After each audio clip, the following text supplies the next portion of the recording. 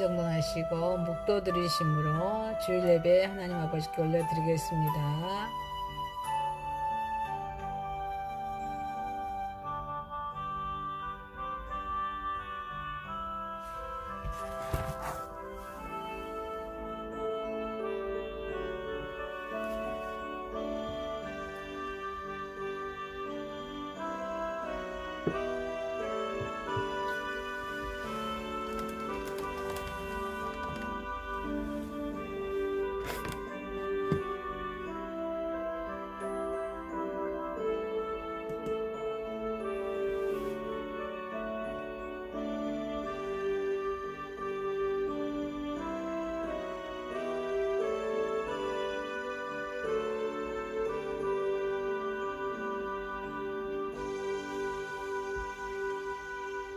기쁨으로 여호와를 섬기며 노래하면서 그의 앞에 나아갈지어다.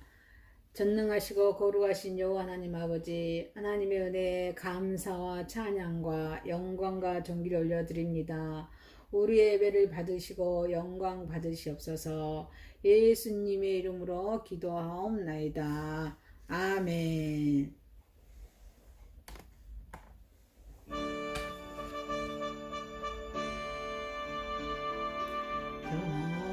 성자와 성령 찬송과 영광 돌려보내세. 저로 지금까지 또 영원 무궁토록 성삼위께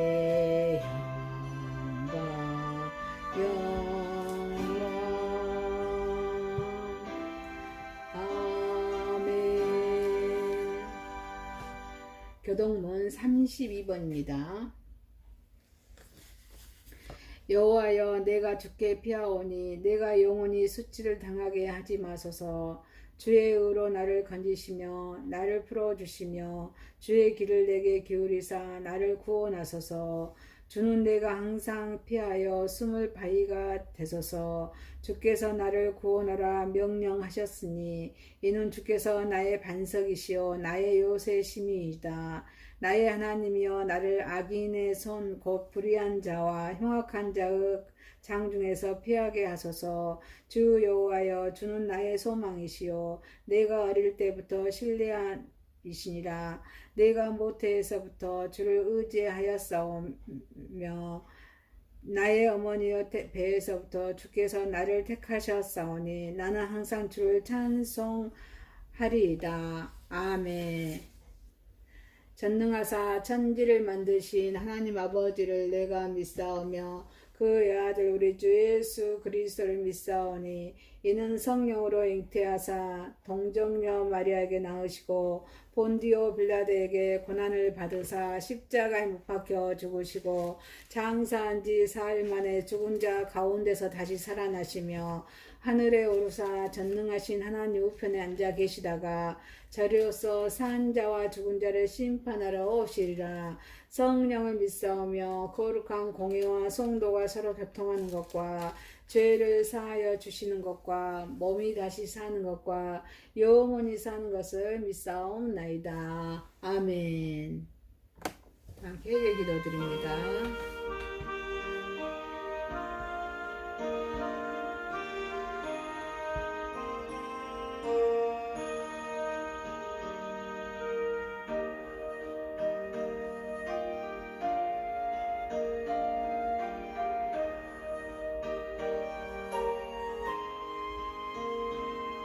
아버지,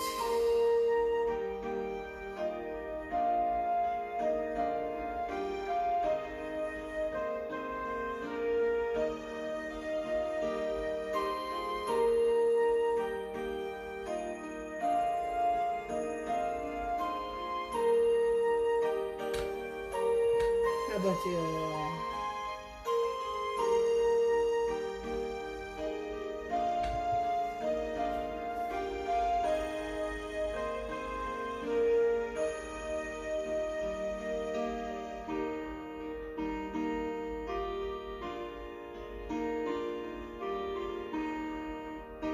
아버지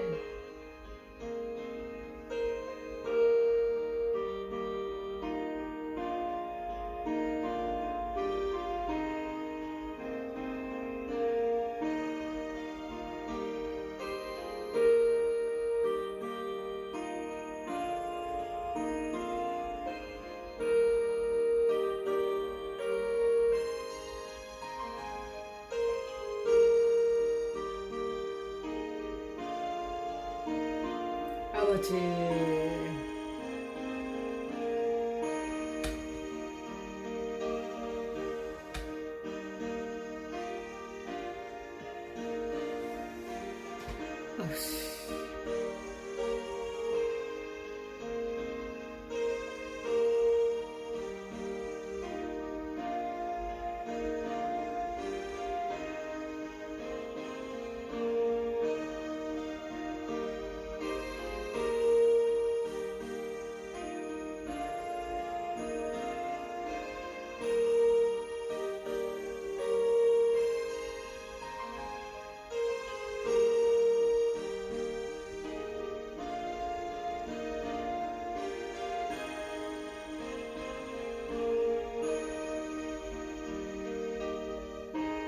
예수님의 이름으로 기도하옵나이다.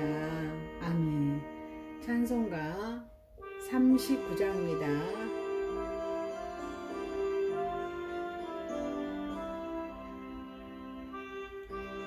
은혜를 받으려 모인 성도들 크신 뜻 깨 하옵소서.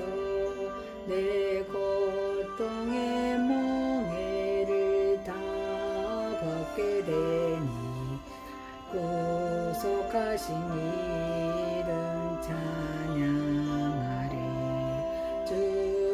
주리를 곁에서 인도하시니 그 거룩한 나라가 이뤄지네. 저 마귀와 싸워서 늘 승리하니 큰 영광 주께 돌려 찬양하리. 주리의 방패와 장검 되시니 나 승리의 주님을 바랍니다. 그 환난을 당할 때 늘 도우시니 승전과 높이 불러 찬양하리. 아멘.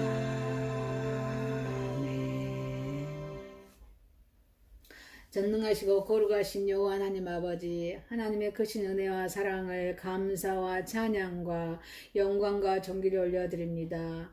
이곳의 대불공단에 주님께서 10여 년 전에 글로벌 외국인 선교회를 허락하여 주시고 지금까지 인도하신 우리 주님을 찬양합니다.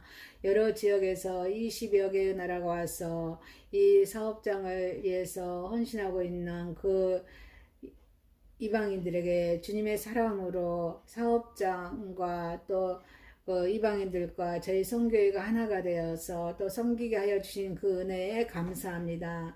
여러모로 돕는 자의 손길을 통하여서 정말 우리 선교회 정말 선교사님들이 헌신하고 수고한 그 대가로 주님께 영광 올려드리게 하여 주신 그 은혜에 감사합니다. 아버지여, 또한 이렇게 물질로서 공급해 주시고 그들을 섬길 수 있는 은혜를 베풀어 주신 그 은혜 또한 감사합니다.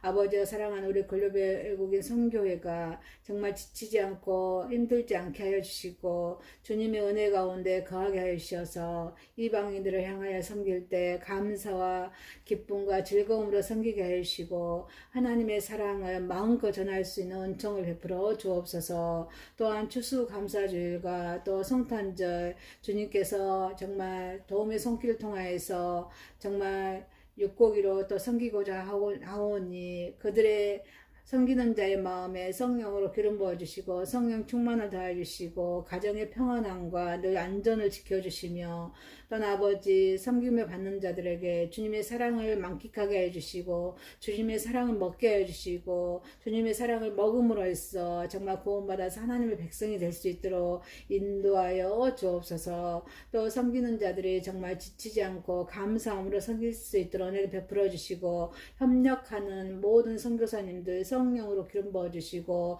감사와 기쁨과 평강으로 섬길 수 있는 은총을 베풀어 주옵소서. 오늘도 예배를 받으시옵소서. 예수님의 이름으로 기도하옵나이다. 아멘.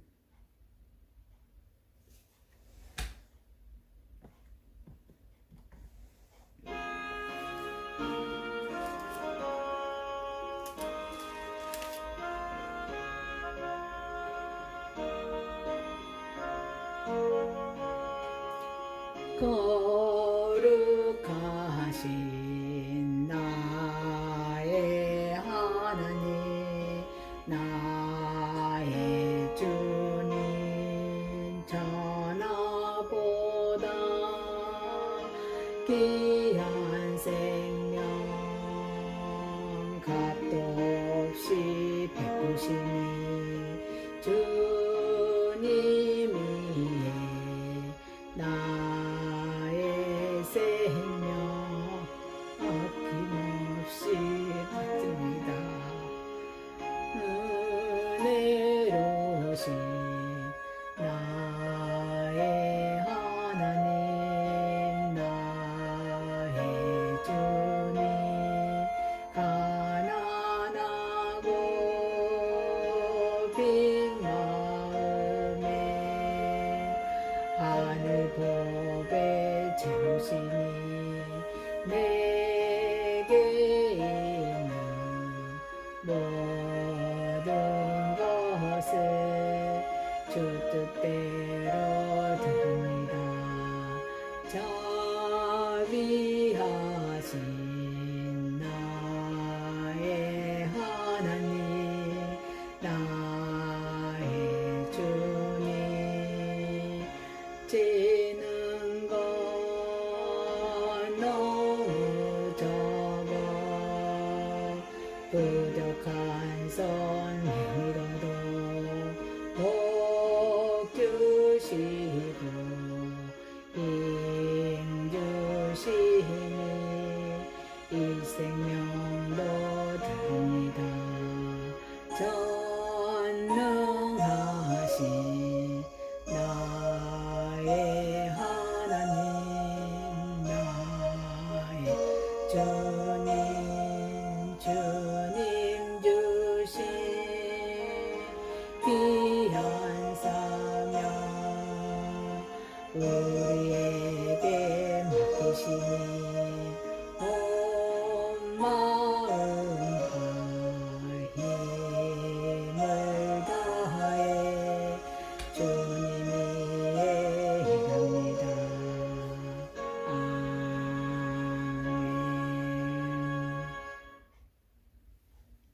우리 인사합시다. 미안합니다. 사랑합니다. 고맙습니다. 축복합니다.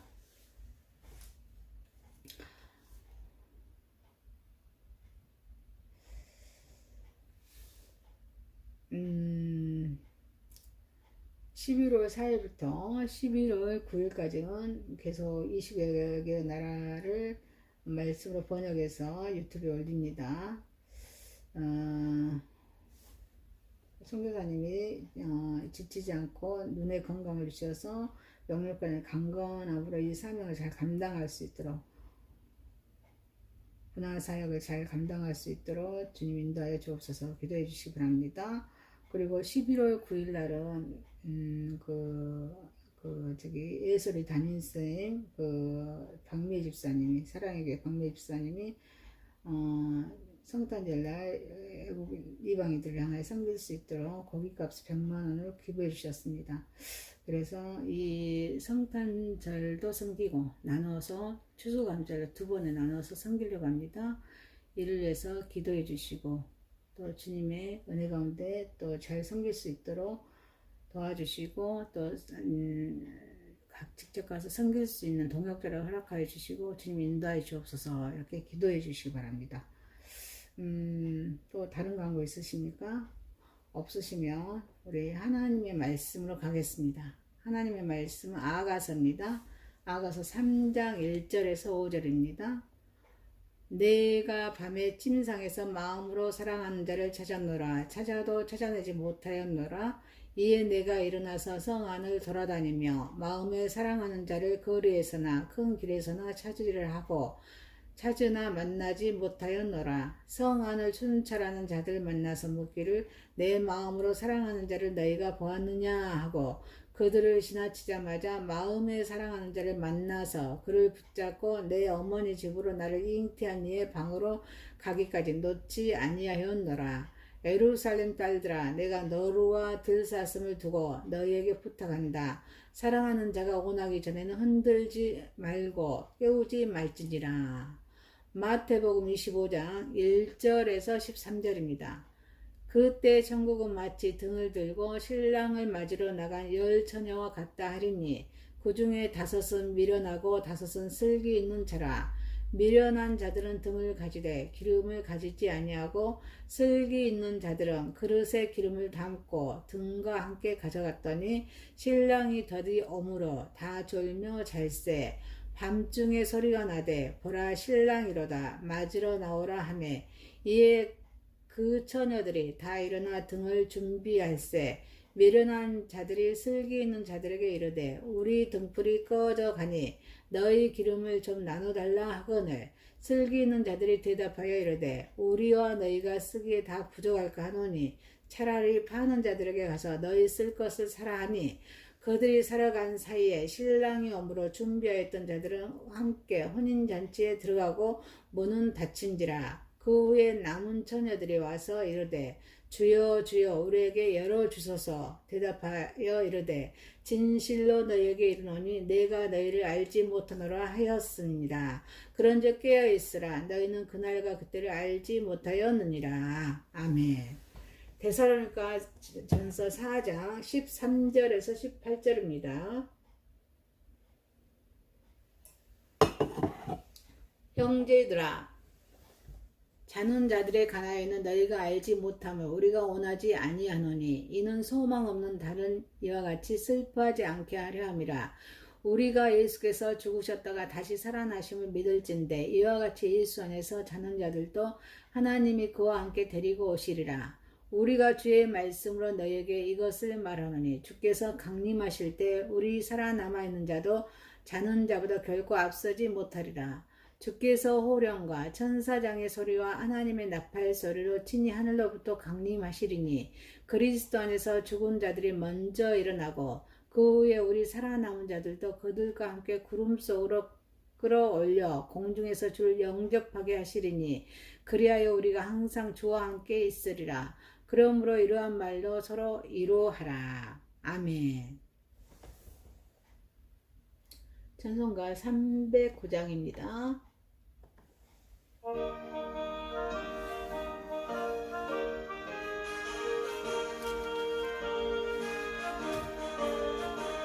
목마른 내 영혼 주가 이미 허락하 그 귀한 영생수 주여 갈망합니다. 그 약속 따라서 힘써 간구하오니 오 주여 내 기도 어서 들어주소서. 예수의 사랑 예수의 사랑 바다 물결같이 내게 임하니 영광의 물결에 온전히 쌓여서 내 영혼의 기쁨 한량없도다. 주 내게 약속한 금비 내려주시려 은혜의 저구름 건너편을 떠올라 그 귀한 징조가 내게 밝히 보이니 나 힘을 다하여 주께 간구합니다. 예수의 사랑 예수의 사랑 바다 물결같이 내게 임하니 영광의 물결에 온전히 쌓여서 내 영혼의 기쁨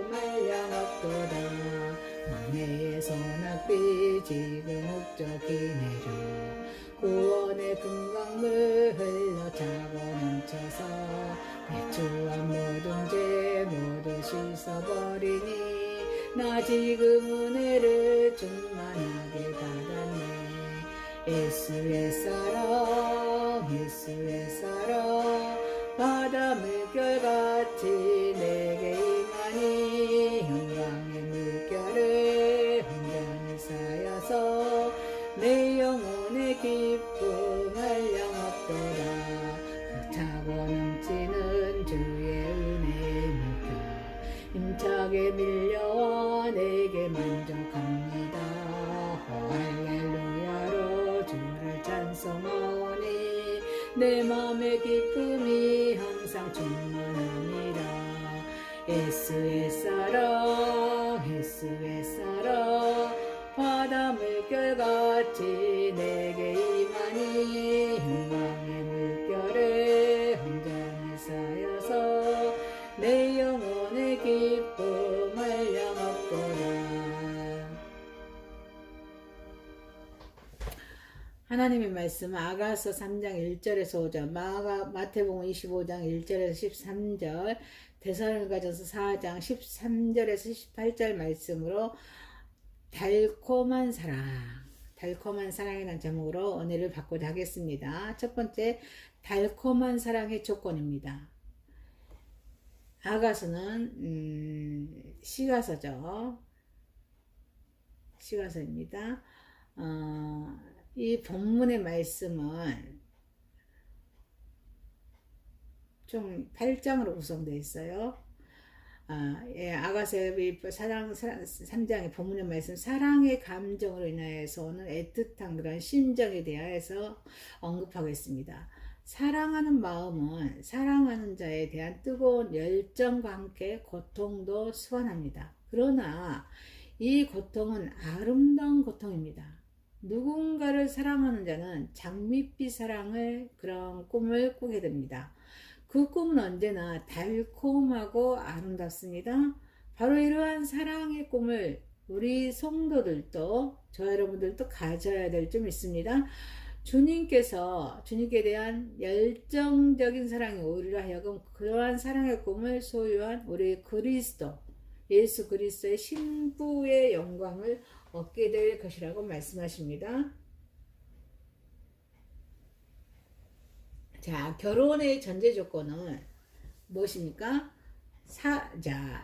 사랑입니다. 이 사랑은 순수해야 합니다. 사랑은 그 자체만으로도 순수한 것입니다. 자, 봅시다. 야곱이 창세기 야곱이 라헬을 위해서 7년 동안 라반에게 봉사합니다. 또 라헬에 대한 그의 사랑이 순수했기 때문에 7년 동안 봉사할 수 있었습니다. 창세기 29장 20절입니다. 야곱이 라헬을 위하여 7년 동안 라반을 섬겼으나 그를 사랑하는 까닭에 실년을 며칠같이 여겼더라. 여러분, 만약 그의 사랑이 야곱의 사랑이 순수하지 못했다면 어쩌습니까? 7년을 수일같이 여기면서 봉사하지 못했을 것입니다. 이렇게 순수한 사랑은 이상적인 결혼의 가장 기본적인 요소라는 것입니다. 순수한 사랑 그 자체가 목적인 결혼은 하나님께서 축복하시는 결혼입니다. 결혼의 전제 조건인 사랑은 온전한 그런 결합이어야 될 점 있습니다. 결혼은 인간의 가장 안전한 만족입니다. 자, 잠언서입니다. 5장 19절. 그는 사랑스러운 안사슴 같고 아름다운 암노루 같으며 너는 그의 품을 항상 족하게 여기며 그의 사랑을 항상 연모하라. 디모데전서 2장 15절입니다. 그러나 여자들이 만일 정숙함으로 믿음과 사랑과 거룩함을 가하며 그의 해산함으로 구원을 얻으리라. 또 5장 14절입니다. 그러므로 젊은이는 시집을 가서 아이를 낳고 집을 다스리고 대적에게 비방할 기회를 조금도 주지 말기를 원하노라. 이렇게 만족합니다. 하나님의 거룩하신 뜻입니다. 자, 창세기 2장 18절에서 24절입니다. 여호와 하나님이 이르시되 사람이 혼자 사는 것이 좋지 아니하니 내가 그를 취하여 돕는 배필을 지으시라 하시니라. 여호와 하나님이 흙으로 각종 들짐승과 공중의 각종 새를 지으시고 아담이 무엇이라고 부르나 보시려고 그것들을 그에게로 이끌어 가시니 아담이 각 생물을 부르는 것이 곧 그 이름이 되었더라. 아담이 모든 가축과 공중의 새와 들의 짐승에게 이름을 주니라. 아담이 돕는 배필이 없으므로 여호와 하나님이 아담을 깊이 잠들게 하시니 잠들매 그가 그 갈빗대 하나를 취하여 살로 대신 채우시고 여호와 하나님이 아담에게서 취하신 그 갈빗대로 여자를 만드시고 그를 아담에게 이끌어 오시니 아담이 이르되 이는 내 뼈 중에 뼈요 살 중에 살이라. 이것을 남자에게서 취하였은즉 여자라 부르리라 하니라. 이러므로 남자가 부모를 떠나 그 아내와 합하여 둘이 한 몸을 이룰지로다. 그러므로 여기에 합법적인 절차가 필요합니다. 즉 부모의 합법적인 그런 제가와 함께 한 가정을 이루기 위한 여러 가지 사회적인 절차, 그리고 무엇보다도 그 결혼은 한 분이신 하나님 앞에서 우리가 삶의 전체를 드리겠다는 헌신의 고백이 되는 그런 결합이 될 좀 있습니다. 자, 창세기 1장 27절에 하나님이 자기 형상 곧 하나님의 형상대로 사람을 창조하시되 남자와 여자를 창조하시고 2장 24절에 이러므로 남자가 부모를 떠나 그의 아내와 합하여 둘이 한 몸을 이룰지어로다. 고린도전서 6장 16절에서 20절 창녀와 합하는 자는 그의 한 몸인 줄을 알지 못하느니라. 일렀을 둘이 한 육체가 된다 하셨나니 주와 합하는 자는 한 영이시라. 음행을 피하라. 사람이 범하는 죄마다 몸 밖에 있거니와 음행하는 자는 자기 몸에 죄를 범하니라. 너희 몸은 너희가 하나님께로부터 받은 바 너희 가운데 계신 성령의 전인 줄을 알지 못하느냐. 너희는 너희 자신의 것이 아니라 값으로 산 것이 되었으니 그런즉 너희 몸으로 하나님께 영광을 돌리라.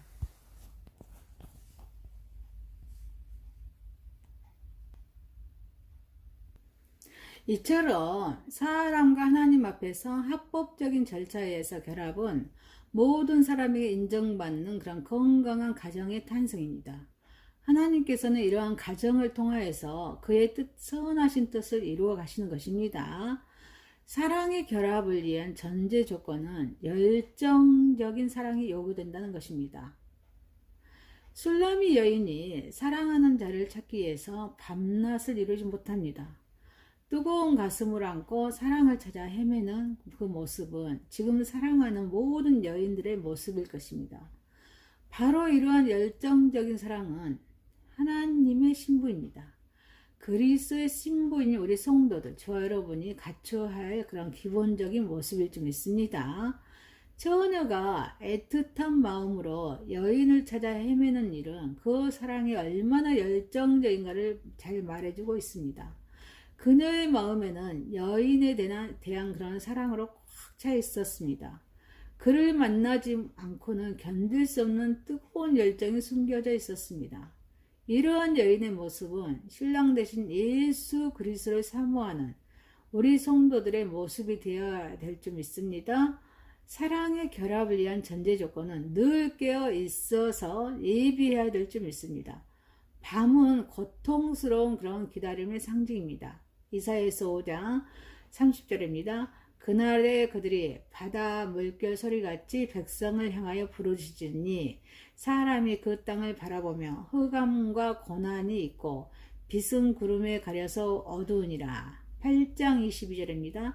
땅을 굽어보아도 환난과 흑암과 고통이 흑암뿐이니 그들이 심한 흑암 가운데로 쫓겨 들어가니라. 이 고통을 참지 못한다면 신부로서의 자격은 박탈당할 것입니다.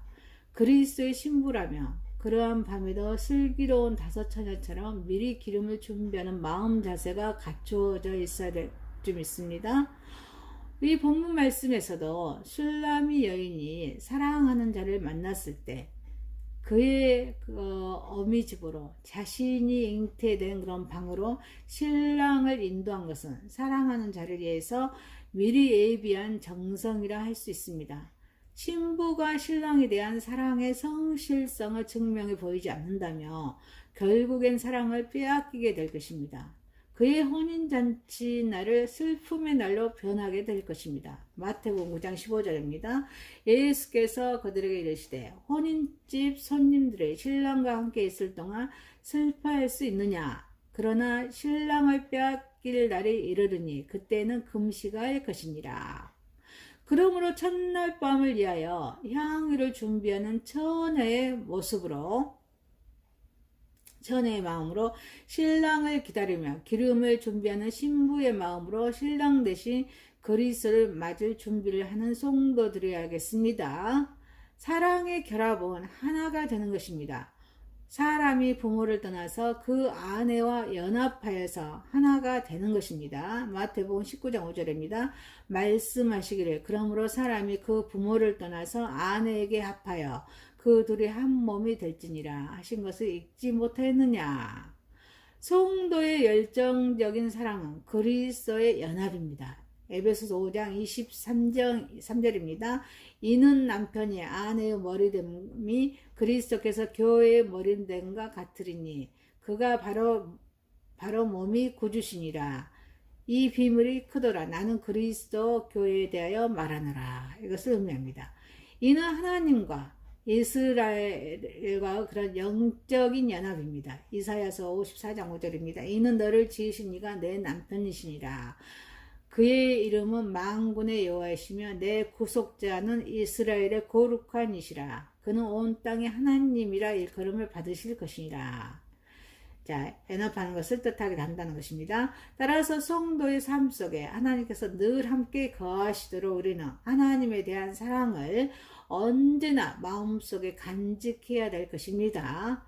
자, 사랑의 결합은 새 생명을 또한 생산합니다. 비밀이 이루어집니다. 신랑의 비밀은 신방의 비밀은 신랑, 신부 두 사람만의 비밀이듯이 하나님과 결합된 성도들의 사랑의 밀실 역시 그들만의 비밀입니다. 이 비밀은 그 누구에게서도 간섭을 받을 수가 없습니다. 받아서도 안 됩니다. 성도들의 사랑의 신방은 구원에 이르는 방입니다. 그 구원은 새로운 생명을 얻을 수 있는 것이기에 성도들의 사랑의 신방은 생명을 생산하는 밀실이기도 합니다. 그러한 비밀은 바로 교회를 통하여서 구체화됩니다. 그 신방은 바로 교회인 것입니다. 신약에서 말하는 대로 내가 고린도후서 11장 2절입니다. 하나님의 그를 열심히 너희를 위하여 열심을 내노니 내가 너희를 정결한 처녀로 내 남편인 그리스도께 드리려고 중매함이로다. 그러나 나는 그리스도의 신부로서 교회의 사명은 바로 새 생명을 탄생케 하는 그런 신방이 되어야 될 줄 믿습니다. 따라서 이러한 비밀스러운 기쁨을 유지하기 위해서는 우리 성도들은 변함없는 사랑을 간직해야 할 것입니다. 달콤한 사랑의 조건으로 변함없는 사랑, 아가페적인 사랑, 무조건적인 사랑을 간직하는 저와 여러분이 되시기를 주님의 이름으로 축원합니다.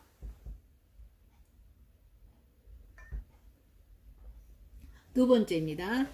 달콤한 사랑은 신랑을 기다리는 신부입니다.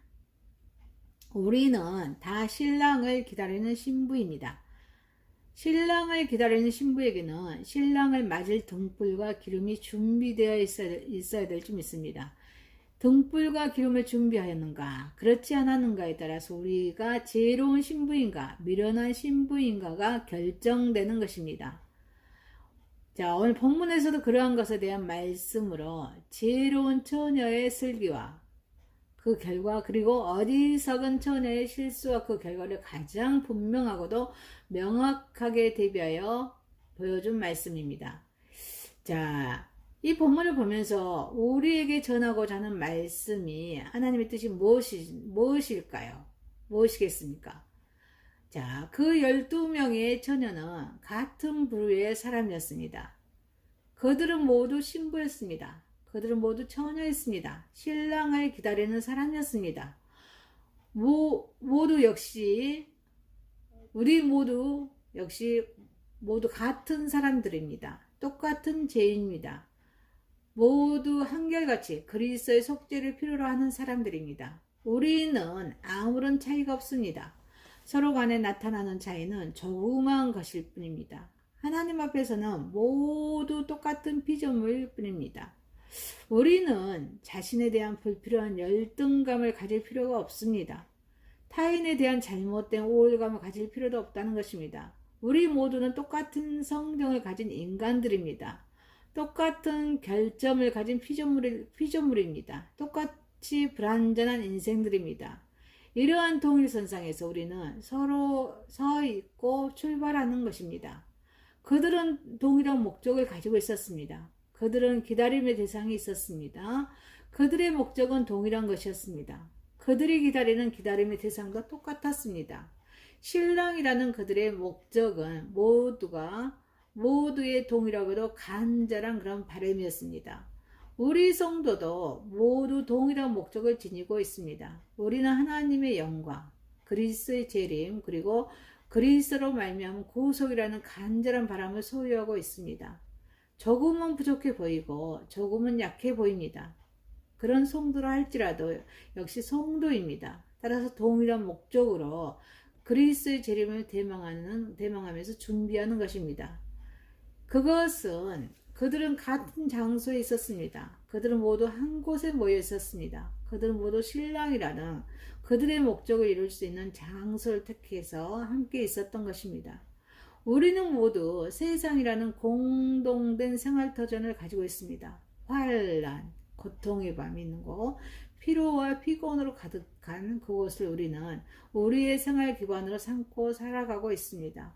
우리는 모두 교회라는 테두리 안에 있습니다. 여러분, 교회는 흩어지는 교회, 모이는 교회가 있죠. 흩어지는 교회는 디아스포라, 우리의 삶의 직장에서 동료들 간에 만난 친구들 간에 삶의 예배를 드리는 그런 삶의 예배가 있고, 또 모이는 교회, 에클레시아 교회, 주일날 공예배 때 모여서 마음껏 하나님을 찬양하고 하나님께 은혜 받는 시간이죠. 그 예배를 말합니다. 교회가 그 교회로 나눌 수가 있습니다. 교회는 건물이 아닙니다. 우리 예수 그리스도를 우리 마음에 모신 우리 마음의 성전이 바로 교회입니다. 그래서 우리 모두는 교회라는 테두리 안에 있다는 것입니다. 신앙의 장소, 믿음의 장소, 이것이 우리 모두의 터전으로 알고 생활하는 것입니다.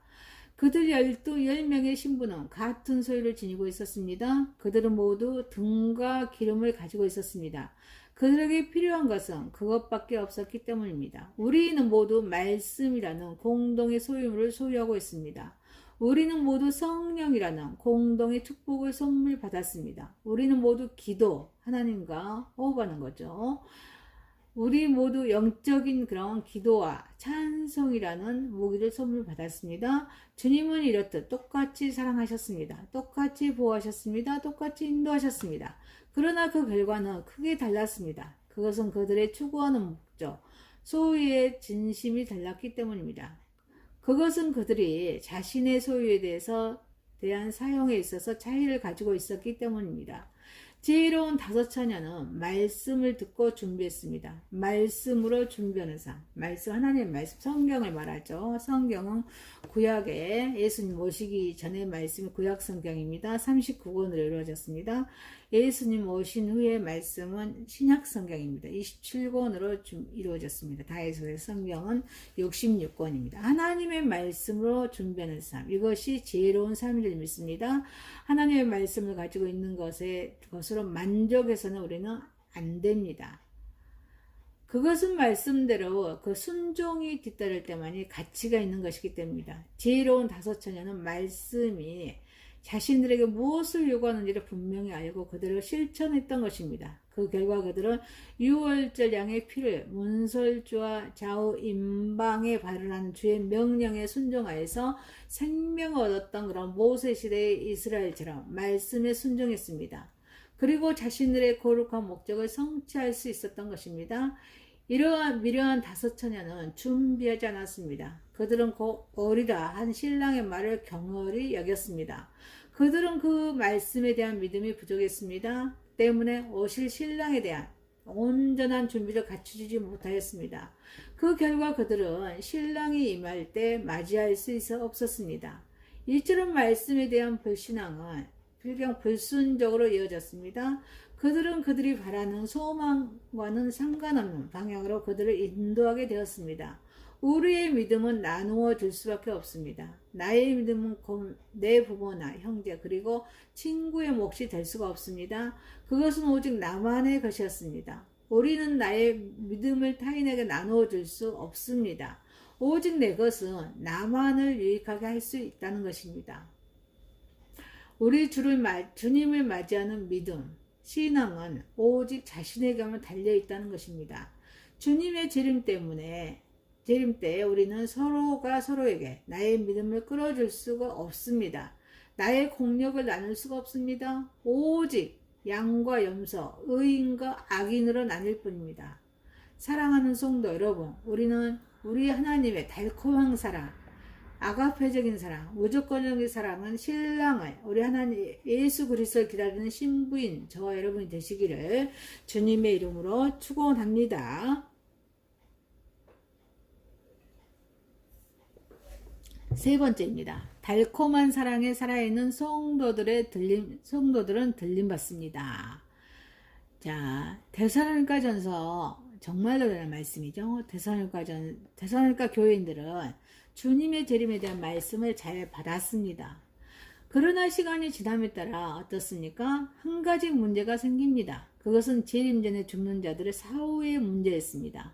그들은 그리스도의 재림 이전에 죽은 자들은 아무런 소망이 없다고 생각하고 슬퍼했던 것입니다. 그래서 바울이 등장합니다. 바울은 그것에 답하고 믿음의 확신을 주기 위해서 이 본문을 통해서 주님의 재림 때 일어날 사건들에 대해서 설명하였습니다. 우리 주님께서는 친히 강림하십니다. 예수 그리스도께서 현재 하늘에서 하나님의 보좌 우편에 앉아 계십니다. 로마서 8장 34절입니다. 우리 심정과 같은 말씀의 장이죠. 로마서 8장은 누가 정죄하려 죽으실 뿐 아니라 다시 살아나신 이는 그리스도 예수시니 그는 하나님 우편에 계신 자요 우리를 위하여 강구하시는 자신이라. 에베소서 1장 20절 보라 내가 너에게 쓰는 것은 하나님 앞에서 거짓말이 아니로다. 이렇게 그리스도께서는 이 세상의 마지막 때에 그 자리를 떠나서 지상에 임하실 것입니다. 바울은 이 본문에서 주께서 친히 라는 말을 사용합니다. 그래서 재림하실 분은 구름을 타고 승천하신 바로 그분임을 강조했습니다. 사도행전 1장 11절입니다. 이르되 갈릴리 사람들아 어찌하여 서서 하늘을 쳐다보느냐. 너희 가운데에서 하늘로 올려지신 이 예수는 하늘로 가신 봉 그대로 오시리라 하였느니라. 그는 호령과 천사장의 소리와 하나님의 나팔로 임하십니다. 우리는 여기서 호령을 바라신 분이 예수 자신이신지 아니면 천사장 미갈인지 알 수가 없습니다. 이 세 가지의 현상은 한 가지 현상을 나타내는 것일 수도 있고 또 그리스도의 재림을 공표하는 그런 동시적이면서도 서로 구분된 것일 수도 있습니다. 따라서 우리는 그 구절을 통하여는 그리스도의 강림이 구체적으로 어떻게 행해질지에 대해 만족한 대답을 알지 못하는 것이 사실입니다. 그러나 한 가지 사실은 분명합니다. 곧 성도들을 위한 그리스도의 강림은 매우 강력하고도 극적으로 하늘로부터 공포될 것이라는 점입니다. 그래서 그는 그러한 가운데서 임하셔서 가라지어 곡식을 나누실 것입니다. 악인과 의인을 심판하실 것입니다. 그래서 의인은 영생으로 악인은 부흥과 노함으로 보응하실 것입니다. 마태복음 13장입니다. 24절에서 30절입니다. 예수께서 그들 앞에 또 비유를 들어 이르시되 천국은 좋은 씨를 제 밭에 뿌린 사람과 같으니 사람들이 잘 때 그 원수가 와서 곡식 가운데 가라지를 덧뿌리고 갔더니 싹이 나고 결실할 때 가라지도 보이거늘 집 주인의 종들이 와서 말하되 주여 밭에 좋은 씨를 뿌리지 아니하였나이까. 그런데 가라지가 어디서 생겼나이까. 주인이 이르되 원수가 이렇게 하였구나. 종들이 말하되 그러면 우리가 가서 이것을 뽑기를 원하시나이까? 주인이 이르되 가만두라. 가라지가 뽑다가 곡식까지 뽑을까 염려하노라. 둘 추수 때까지 함께 자라게 두라. 추수 때 내가 추수꾼에게 말하기를 가라지는 먼저 거두어 불사르게 단으로 묶고 곡식은 모아 내 곡간에 넣으라 하리라. 이렇게 말씀하십니다. 그러므로 우리 그리스도의 강림은 성도들에게 기쁨과 영광입니다. 또 악인들에게는 멸망의 시작이 아닐 수가 없습니다. 따라서 성도들은 그 마음을 더욱 겸비합니다. 마음에 굳게 서야 하는 것입니다. 그리스도 재림에 대해서 변함없이 관심을 가져야 하면서 깨어 준비해야 될 점 있습니다. 그리스도 안에서 먼저 죽은 자들이 일어납니다. 그리스도 안에서 죽은 자들이 먼저 일어나고 본문은 그리스도의 강림 때 그리스도 안에서 죽은 자들이 부활할 것을 보여줍니다. 이것은 기독교의 가장 핵심적인 교리입니다. 만약에 죽은 자의 부활이 없다면 그리스도의 부활도 없었을 것입니다. 기독교는 설 자리가 없었을 것이고 또 우리 모두는 소망 없는 자가 되었을 것입니다. 그리고 우리는 가장 비참한 자가 될 것입니다. 그러나 우리 예수 그리스도께서는 능력으로 죽은 자들 가운데서 부활하셨습니다. 승천하셨습니다. 하늘 보좌 우편에 앉아 계십니다. 죽은 자와 우리의 산 소망이 되셨습니다. 베드로전서 1장 3절입니다. 우리 주 예수 그리스도의 아버지 하나님을 찬송하리로다. 그 많으신 공일대로 예수 그리스도를 죽은 자 가운데서 부활하게 하심으로 말미암아 우리를 거듭나게 하사 산 소망이 있게 하시며. 그러므로 우리 그리스도 안에서 죽은 자가 부활하면 틀림없는 사실인 것입니다. 14절입니다. 또 요한복음 5장 28절에서 29절입니다. 이를 놀랍게 여기지 말라. 무덤 속에 있는 자가 다 그의 음성을 들을 때가 오나니 선한 일을 행한 자는 생명의 부활로 악한 일을 행한 자는 심판의 부활로 나오니라. 디모데후서 2장 8절입니다. 너희가 전한 복음대로 다윗의 씨로 죽은 자 가운데서 다시 살아나신 예수 그리스도를 기억하라. 그런데 데살로니가 교인들은 이 사실을 몰랐습니다. 형제들의 죽음을 보고 안타까워했습니다. 슬퍼했습니다. 그들의 믿음에도 금이 가기 시작했던 것입니다. 성도들은 그 부활의 확신을 굳게 가져야 될 줄 믿습니다. 물론 수백 년 전에 장사되어 흔적도 없이 썩어버린 몸을 어떻게 살리며 불에 타 없어진 육체가 새롭게 생길 수 있겠는가 하는 의문점이 없을 수 없을 것입니다. 그러나 우리의 몸을 지으시고 생명을 주시며 천지 만물을 말씀 한 마리로 모여서 유를 창조하시는 우리 하나님께서 죽은 자를 육체를 가진 상태로 부활시킬 수 있는 능력을 소유하신 분인 우리는 알아야 될 줄 믿습니다. 그래서 오늘 본문의 이 사건이 살아있는 우리 그리스도인들이 공중에서 주님을 만나도록 들림받기 전에 일어날 것임을 말해주고 있습니다.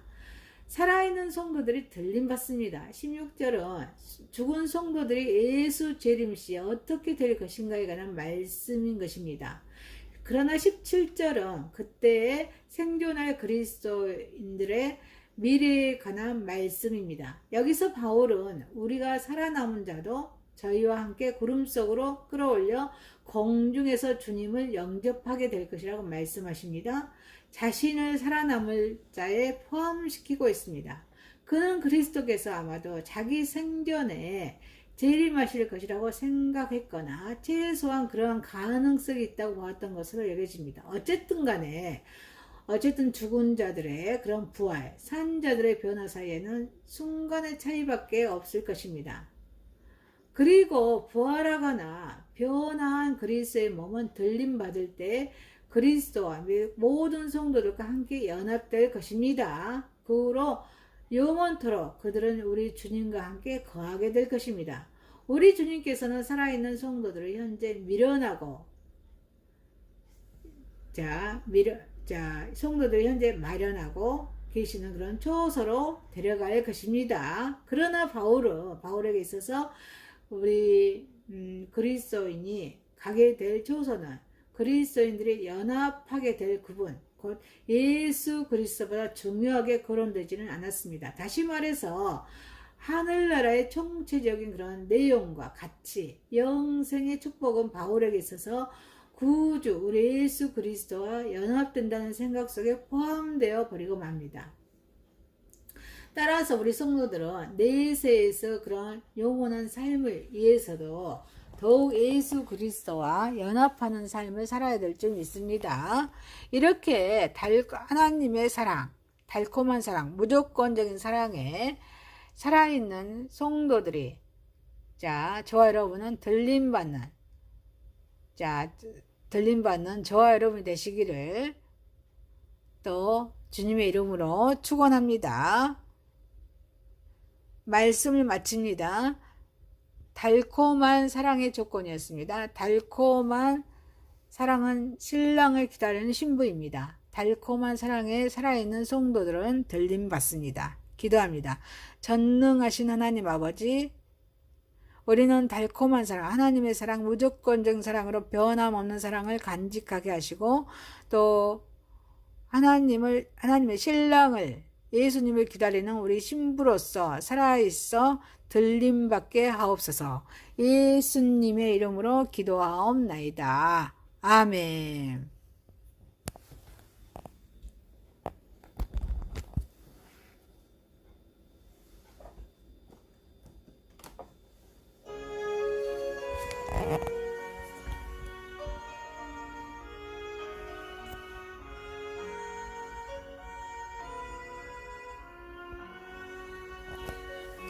연을 떠나가기 전 머리를 숙일 때 주께서 함께 계시고 복 내려 주소서. 집으로 돌아가는 길 주동행하시고 내 모든 언행 심사를 다 지켜주소서. 거룩한 날이 다가고 저녁이 되도록 주 우리 맘에 빗대사 늘 계시옵소서.